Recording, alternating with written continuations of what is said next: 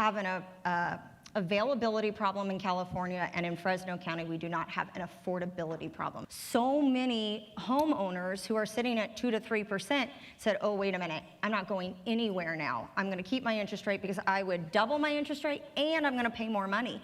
So that inventory also got held up. So it's very interesting times. We just do not have enough supply. We serve a wide range of residents, and all of them at many different levels of the economic scale are all being stressed and finding themselves really challenged when it comes to securing affordable housing. When I say affordable housing, I mean housing that's affordable to people at 30% of their income or less. Right now, across the city of Fresno, we have an overabundance of people paying more than 30%. The essential part of helping our new developments become affordable is having local, meaning either county or city financing, as well as being able to compete at the state and national level. We've been very successful in the past, but it's becoming more, as we begin to see larger deficits at the state, there's the potential for some reduction in funding housing programs. As we see budget negotiations going on with Congress, we see that affordable housing, while it's on the radar, many of the funding levels are being reduced. And so we are really doing everything we can to look at how to be much more competitive and creative in looking at how we continue to develop affordable housing. I think that what we're finding is that the choices that the renters have is better today than it was 12 months ago, much better than where it was 24 months ago. So eventually you're going to run out of renters. You know, even though you have demand, effective demand is the ability to find more and more people who can qualify. Keep raising rents, you're going to run out of field.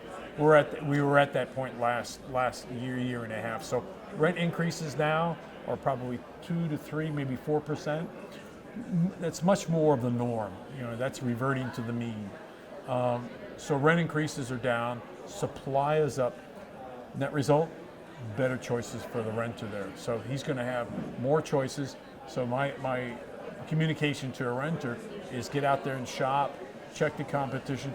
Don't accept what the resident manager tells you the price. Are there any offers, any concessions, any discounts, any break on it? Find out what you can do. It may be the exception rather than the norm, but don't be afraid to ask. The economic impact of industrial is it's nearly a quarter of sales tax revenue and property tax revenue, and accounts for 21% of jobs, either direct jobs or jobs that spin off of those industrial businesses. Yeah, with vacancy in Fresno County at 3% or just under 3%, we still have more buyers and tenants than we have spaces to put them in.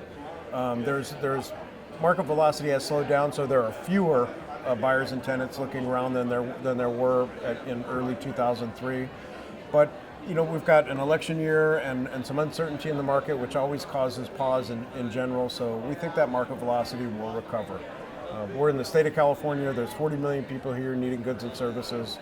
So we're looking to provide those. So on the new construction side, we've been, to get through what's called CEQA, to take a greenfield site, even if it's zoned industrial, through the process, entitlement process, which means to get all the permission you need to actually build a building, has lengthened and been pretty expensive. And there's been some forces working against industrial development. Industrial development, because of the truck trips and things, in a lot of people's minds is not something that is valued in their community.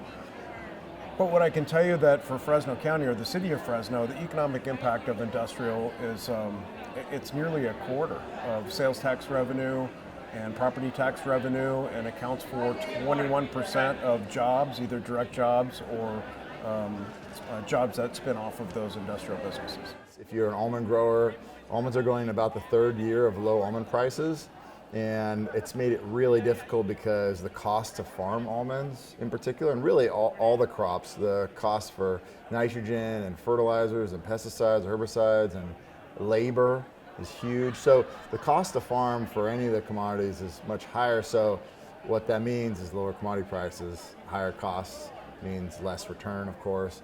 And in some commodities, it's a negative return. So, if you couple that with restrictions on groundwater pumping, it starts to really hurt their savings and puts some downward pressure on land values. So then wine grapes, I've been told about 50,000 acres of wine grapes need to be removed out of the Central Valley.